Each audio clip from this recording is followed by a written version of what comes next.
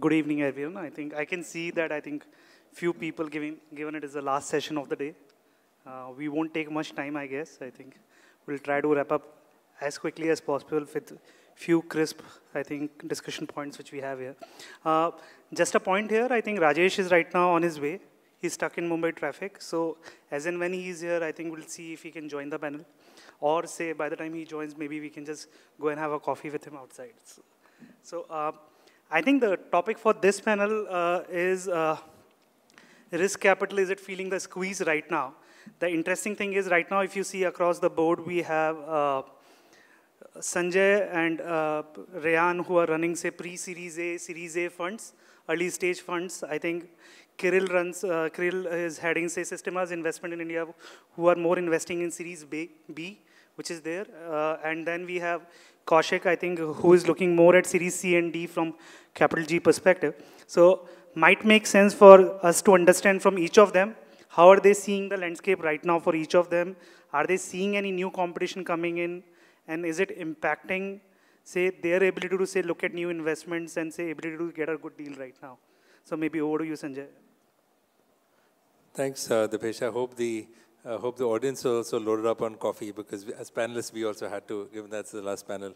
No, Dipesh, it's interesting topic. I think if I look at our evolution in the sense we've moved from seed and angel to pre-A, and we're still doing pre-A. I think it's a question of, while it's not really a want of deal flow or pipeline, I think it's always a question of, are you getting the best companies? So I think in India, it's all about quality over quantity. Let's talk about competition. I think, in a sense, there is competition, and I think all of us welcome it, right? I mean, we need startups to get more funding. Today, we see a lot of family offices, new networks getting set up. So in that sense, yes, there is competition. But what we're not seeing relative to 2-3 years ago is, I know when larger VC funds like Sequoia and the others also had a lot of seed programs, and they were very active in the seed space. I think we're seeing less of that. I think it's interesting. Everybody's finding their own space. And I think this panel is interesting, right? I mean, Systema, for example, is doing A and B. Rayan's, of course, in the same space. Kaushik can talk about Google Capital. So what is interesting is the ecosystem has matured, and there are distinct capital providers in their own space, which is really healthy for the ecosystem. Sure. Sounds good. Rayan, how do you see that? I echo the same view. It's not, at least in our stage, it's not very competitive.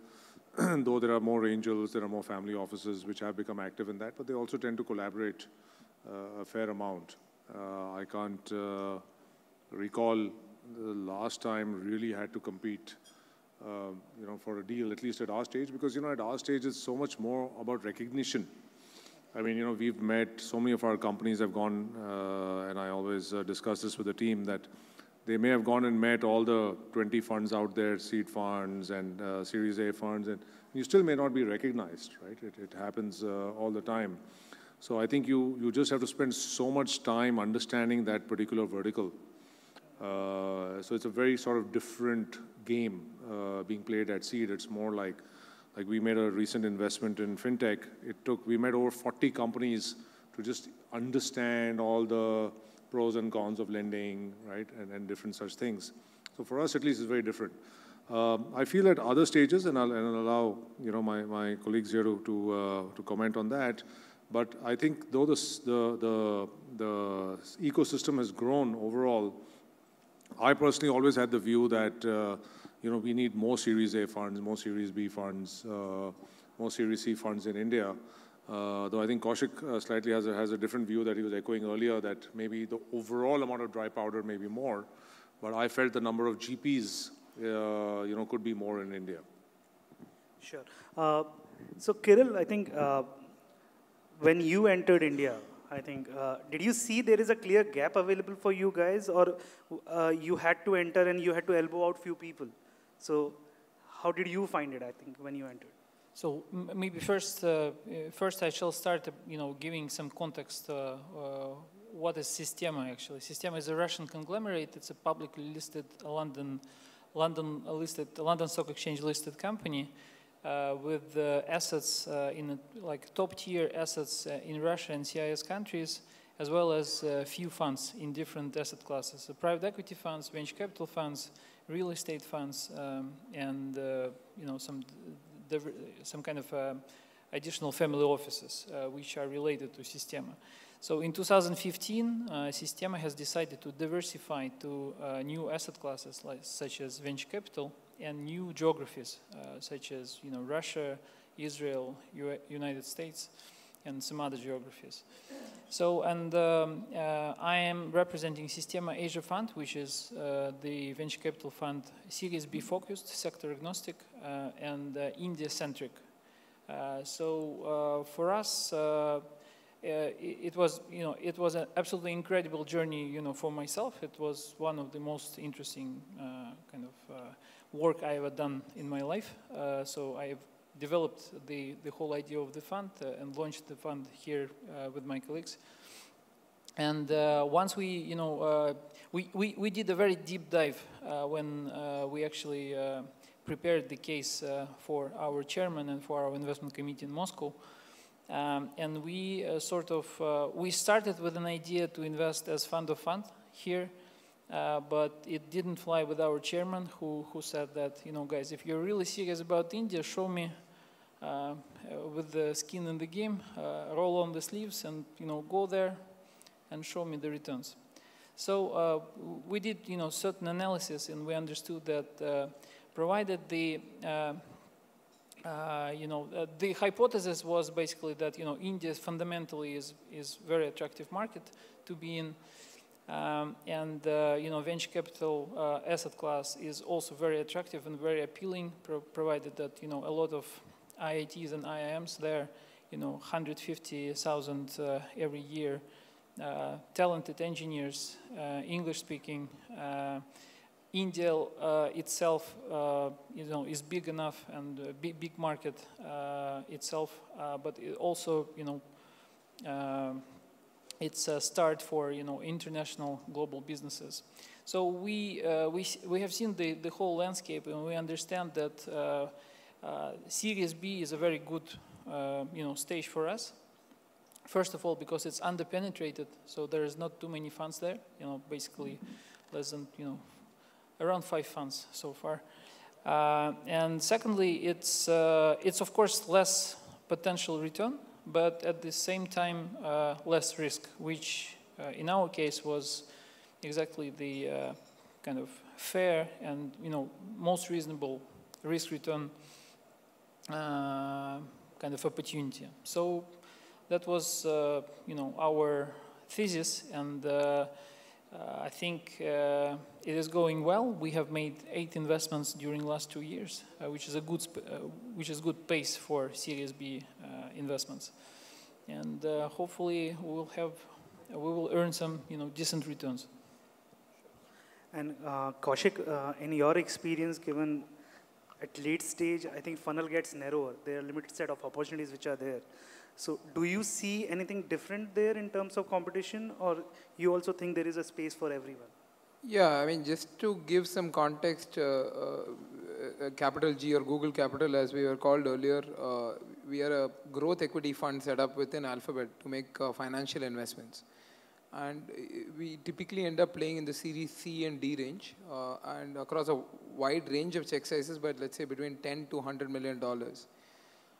When we looked at it 3 years ago, when we started investing in India, there were no Series C investors in the market at that time, largely because 5 years ago there were not enough internet users to have large companies then. And even in the last 3 years, I think there are pockets of the market like e-commerce and ride-sharing which have attracted disproportionate amounts of capital. But there are still segments of the market where there is not as much competition, and where things are still remain the same as what it was 3 years ago. So compared to the other answers, I would say that it depends on which sub-segments of the market you're looking at. And there are sub-segments of the market where competition is significantly lesser than others. Sure. Thanks.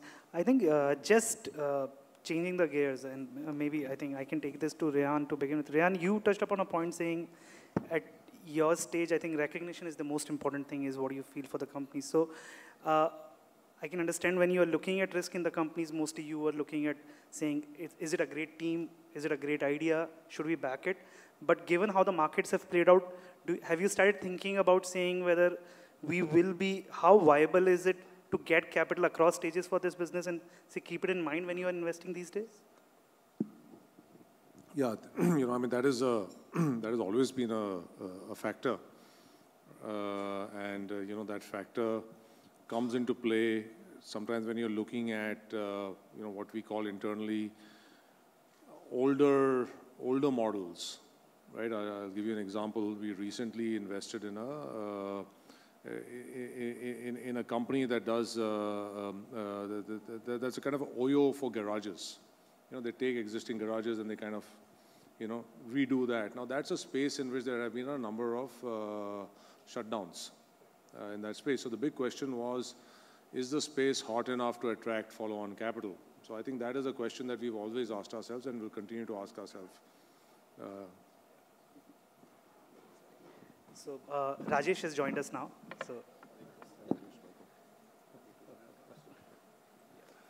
So yes, that is always a concern. But what you know has changed in the Indian ecosystem is that, as you all probably know, there are a lot more funds now. Right? I think if you look at our two fellow panelists here, both Capital G and Systema, they were almost non-existent 3 years ago, 4 years ago. They're recent entrants. There are more funds coming in. So I think it's opened up a lot, allows us to take more risk than we could earlier. Earlier, the band was far narrower.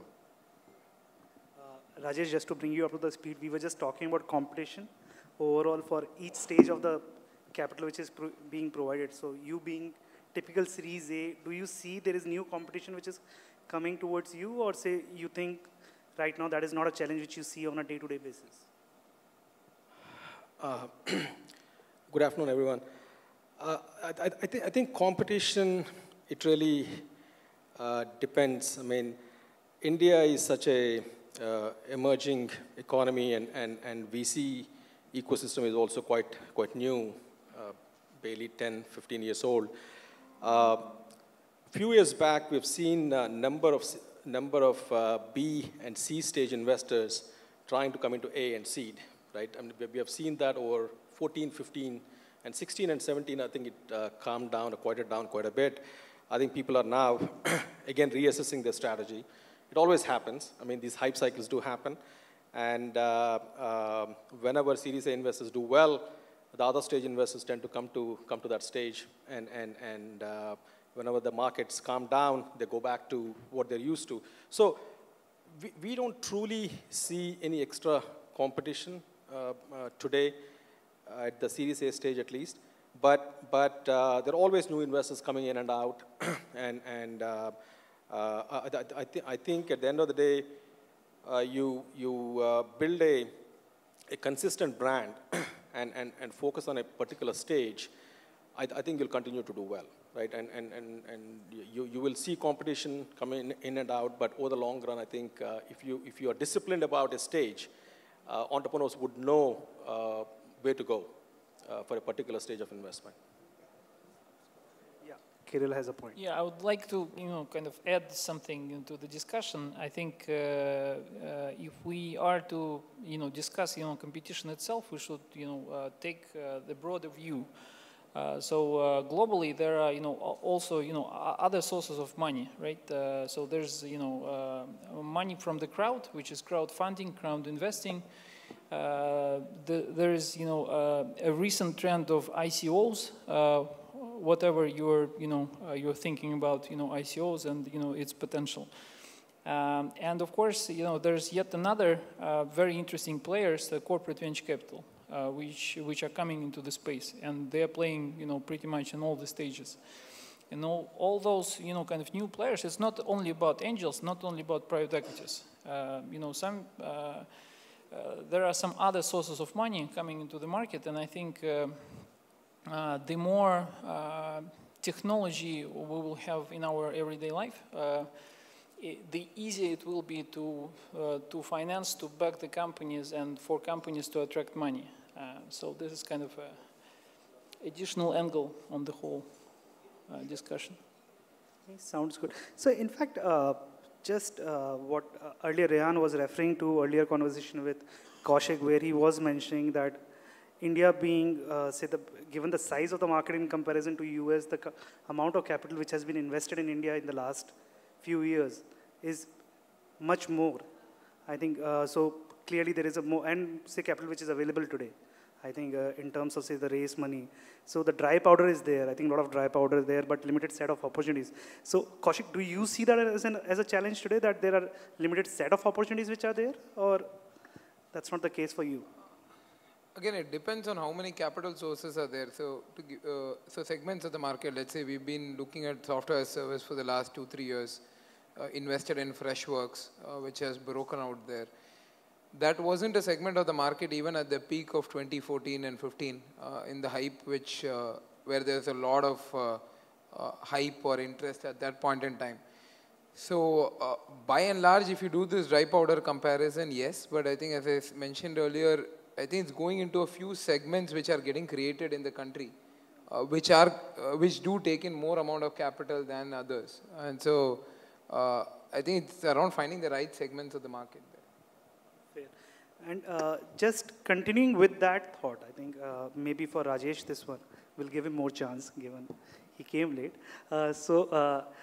Rajesh, given you have raised a large, say, fund for Series A, and similarly, I think likes of Excel, as Sanjay was mentioning earlier. So do you see that, I think, that size of the fund, given, say, I think, amount of companies you have to invest in today, there is a limitation which is there also in terms of the growth when you see and say the exits. I think right now, there is some kind of say, challenges which are coming in India today? So if you're referring to what is the optimal size for a Series A fund, the depth of the India market, I think again, it's early years for venture capitalists and entrepreneurs, I guess, in India. It's really difficult to figure out the depth of the market, right? If I have to take more of an educated or experienced guess, we are not deep enough yet, right? And to raise large Series A funds is quite risky, and primarily because we tend to invest into first-time entrepreneurs. This is not the US where, nearly 50% of the deals are with serial entrepreneurs. They know what they're doing. So as Series A investors, we have an obligation, in fact, to educate our entrepreneurs and give a helping hand. So for that, we need bandwidth. So we can't raise a $400 million fund and invest in 50, 60 companies. We're not doing justice to the ecosystem. At least we at Kalari promise a lot of hands-on help, and we do have a lot of resources. Even then, we do feel stretched. So at a little over $200 million fund that we have, you can approximately do the Series A size today anywhere from $2 to $5 million. You can do about 30 odd companies, right? 30 companies. That itself is a large portfolio, at least for us. So if you double that size of the fund, then you're talking about 50, 60 companies, which at least becomes very, very difficult to have a lot of senior folks helping young entrepreneurs. Then you have to start putting your associates on boards, which is not what we believe in. Sanjay, when you see it, I think from your perspective, saying India as a market is evolving, but the pace of the market with which the evolution is taking in terms of adaptability of tech in various spaces. So finding those large use cases opportunity, how difficult it is for you, and then saying, okay, if that is the case, I have to be patient and I have to see that there is enough visibility to say invest in there is more capital available before they'll go IPO, because India is a very different market, right? I think here we have not seen, say, companies raising small amount of capital like Google, for example, or say Amazon, for example, I think, which went for listing before raising very minuscule amount of capital. So do you see that as a challenge?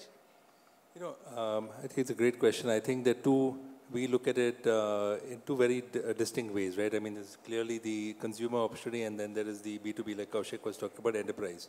And of course, there's the SMB, which is very interesting right in the middle. We have a company called Now Floats there. I think on the consumer side, I think there was a survey, right? I guess about 70 or 80% of all internet dollars have gone into those large consumer companies, probably the top 5 or 6. Their capital, even if the fast-growing e-commerce company or a payments or ride-sharing does need capital, you can create winners, right? Either you back a winner or you can create a winner by pumping in more capital. So in those companies, in terms of, I think we're seeing nuances, right? In the sense, what like horizontal e-commerce is done, vertical e-commerce is done, but we're seeing within fintech, we're seeing lending, let's say, for the bottom of the pyramid, right? Or a different sector, we're seeing nuances. If you look, where I think the rate of adoption is going to be fast, it's already being fast. The question is, can it be monetized? On the enterprise side, I think very clearly we have to see where the product market fit is going to be and where the use cases are, because chances are, I know Rehan is in Dhruva, for example. It's very difficult to build those unicorns directly out of India, right? I mean, India will always be a test market, but you have to go global at some point, whether Southeast Asia or the US. So there, I think our learning was that in some very interesting B2B companies, we spent too much time focused only on India. We would have moved these companies out. I wanted to just address one earlier point when you asked Rehan about how, if founders were starting today, would they raise more capital at the seed stage, how that has changed. So if you look at just quickly, our founder evolution, Kirill was talking about IIT-IIM. Our opening line when we started Fund 1 to us, the pitch would be, we are co-founders from IIT-IIM and we've spent 5 years at Google or Microsoft, right? When we went to Fund 2, they were like, we're still IIT-IIM, but we have a product manager for Ola, a product manager for Flipkart.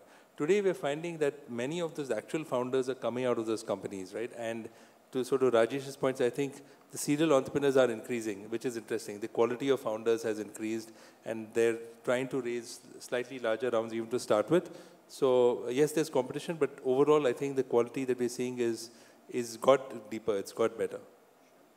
So Kirill, I think if you look at, when you are looking at, say, opportunities coming to you, do you see that the valuation which the companies today are asking is in sync with the risk which is associated with a volatile market like India?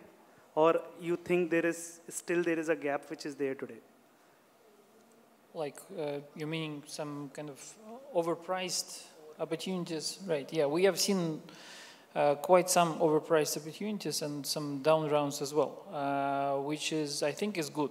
It's good for the industry. It's it's good for all the parties, right, in the house. It's good for founders because founders are getting more rational. They understand that on money side there will not be kind of any mercy, right? I mean, investors would require discipline, would require certain. If not break even, but at least path to break even, right? Within a limited amount of time, like months, right? So maybe 1 year and a half, 2 years. So we have seen those. We have seen down rounds. Although we were kind of bullish on certain sectors, and we saw value, we saw value proposition, we saw fundamental attraction of such businesses. We pass on those opportunities because even with down rounds, sometimes it was still very expensive. But that was, again, we found the situations that happened quite some time back. It happened like 1 year, 2 years back when the market was kind of irrational, and there was a lot of, I would not say hype, I would not say bubble, but that was certain. The market was inflated in a way, and we as a Series B fund had to do something about it. Even though we were interested, but we eventually passed on at least 3 good opportunities. And same question to you, Kaushik. The reason is, I think you compete with likes of SoftBank, I think Naspers, where say people start wondering at times, saying that I think, is it that capital which is creating valuation, or is it, say, they knew the maths or economics behind the valuation at times? So you find that, I think, is at times not in sync with, say, how the businesses are panning out? It happens sometimes, and as Sanjay said, sometimes it is because people are trying to create the winners using capital. But the interesting thing about the Indian market is disposable incomes are rising as internet penetration is increasing, which is very different from many of the other markets. So a lot of it is not based on today's sort of financial metrics, but in what this could be in 10 years, assuming a certain growth rate on the economy and so on, where people could have differing points of view. And so I would say that it's not probably appropriate in this market to just evaluate based on current financial metrics. You will have to take a forward-looking view in this market. And so I think, Rajesh, if we look at, I think from your perspective, when you invest in businesses, obviously you must be looking at the valuation and other things, but when you go for raising further capital for these, say, for your portfolio companies, do you see that, I think, right now markets are looking more realistic, or you think that given there are limited set of investors across B and C today, I think people are trying to say squeeze it and say there is not the right valuation expectations which are being given to these companies? I guess one could argue both sides of the equation here. Definitely, there's been a squeeze at the Series B and Series C stage over the last year and a half or so, and those rounds have become difficult. I don't think much has changed at the Series A stage, and the leaders or the market leaders, D onwards, I think the valuations are still pretty rich, and they're getting what they're asking for. So yeah, I mean, right now we are feeling that squeeze. I think it's difficult to figure out if a company going into B and C will eventually end up being a market leader.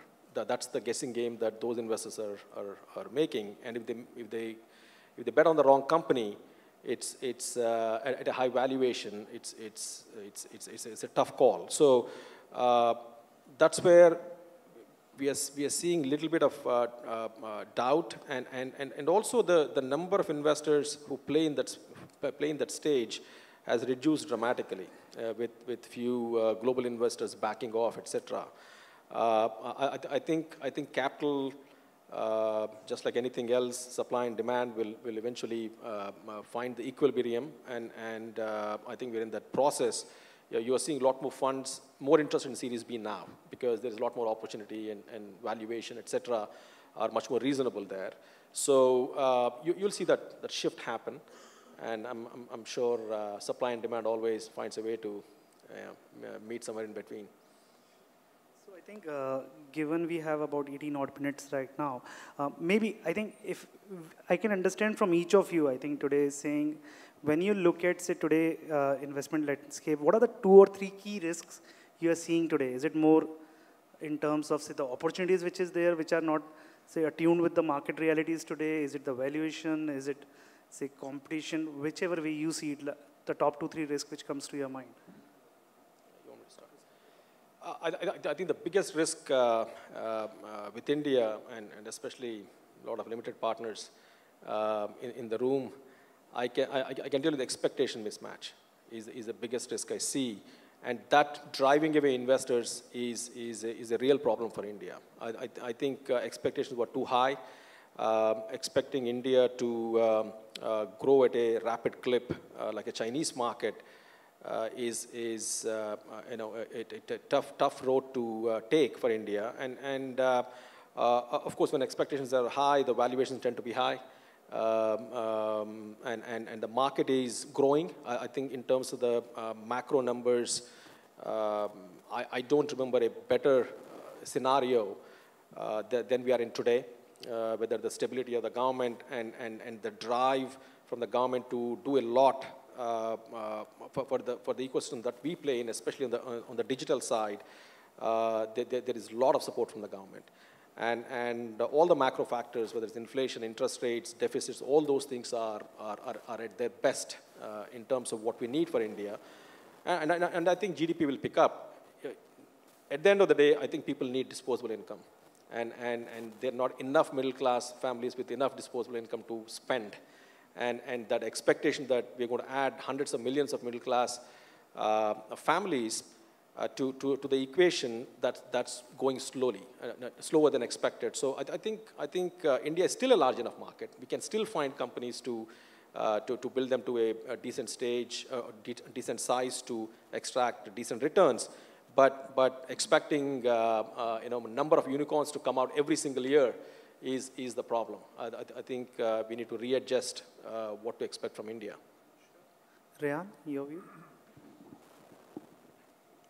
So I think the largest risk, which has always been there in India, is the limited number of funds in India, right? Just lack of availability of capital for companies, and that situation has improved with a lot more funds coming. But I would still say it remains a risk, and in my opinion, it will remain a risk for the next 10 to 15 years, especially later stage funds. I mean, you have when we saw the withdrawal of Tiger, for example, from India. There was a huge vacuum, and we've seen that in 2016, if I'm not mistaken, from 2015, the amount of capital deployed in India fell from 9 billion to 4.5 billion.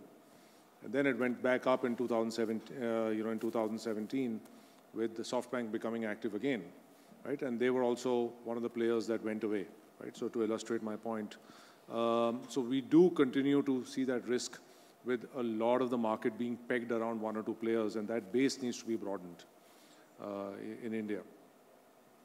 I think the second risk, which we are currently in my opinion, is the massive overvaluation which has taken place in the public markets, right? So I mean, to qualify that point, if you look at our Sensex here in India, from the inception of the Sensex, right, which is a very, very long time ago. I don't know how long. It may be the stock exchange is over 100 years old. I don't know when the Sensex was created.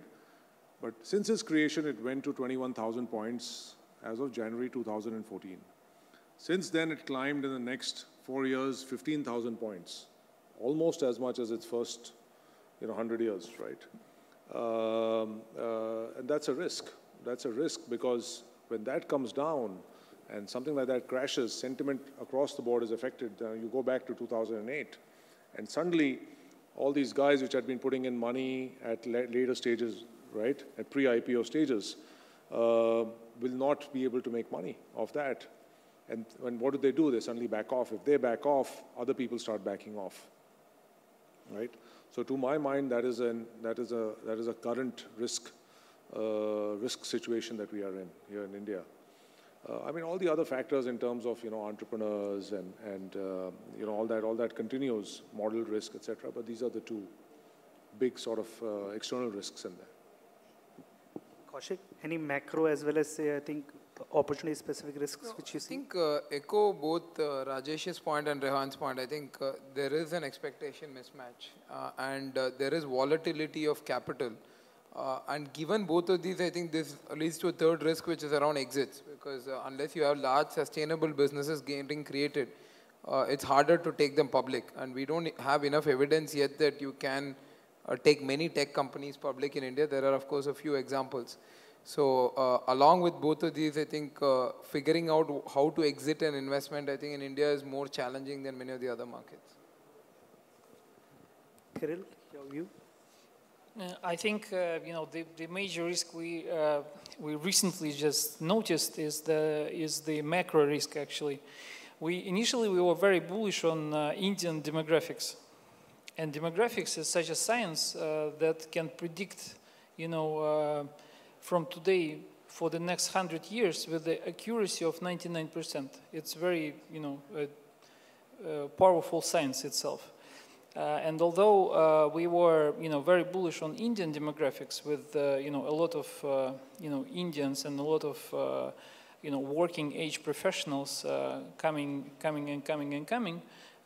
it's kind of very worrying actually, because according to the, I think it was a United Nations report, by 2050, India has to create 280 million jobs.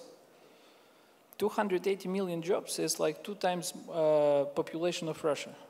It's just, insane figure. This creation of jobs I think is the major risk factor for the whole economy here. and it affects pretty much everything. It's the whole economy, right? The disposable income, everything, and eventually it will hit everybody, unless government would invent something, and I don't really know, and I don't really have any idea what actually needs to be done just to create so many jobs. It's just very, very. It's a real challenge. And as for the other risks, I think they are very much the same across different geographies with different kind of impacts, different weights. But this, demographics is, I think, is the major. I mean, as we see now. So, Kirill, that's your next fund, right? Your fund focus on helping. So, Dipesh, I think the panel covered most of that, but I wanted, because we come in early stage, I wanted to touch upon some of the founder-related risks, right? Which eventually, I mean, people like Kaushik are backing those founders. I think at the macro level, I think collectively, we have to show more of a virtuous cycle of entries and exits. The reason there are serial entrepreneurs in the valley is because they start companies and they exit, right? It's a cycle, and that's what we need.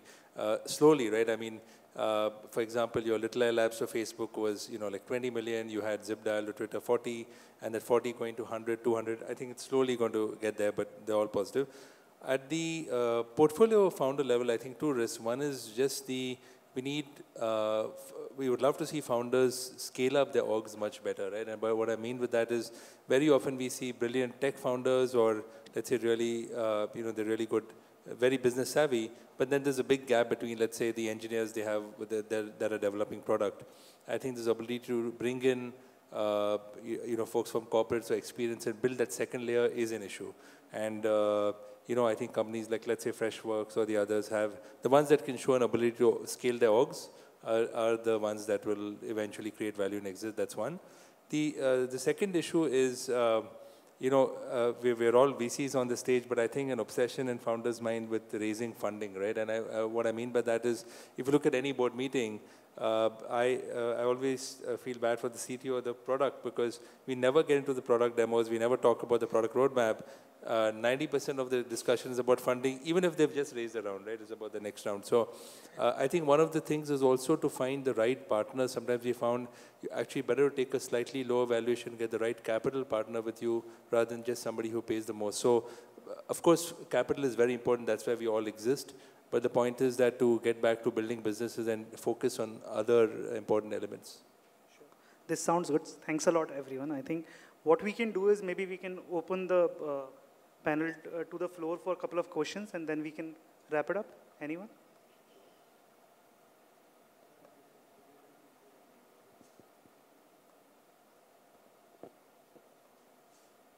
I think we don't have any questions from the floor, at least.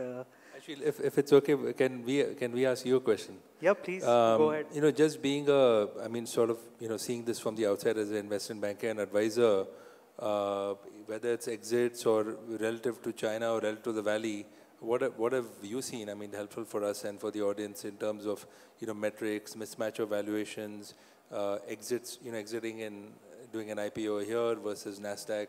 Any changes in the last, say, 3-4 years?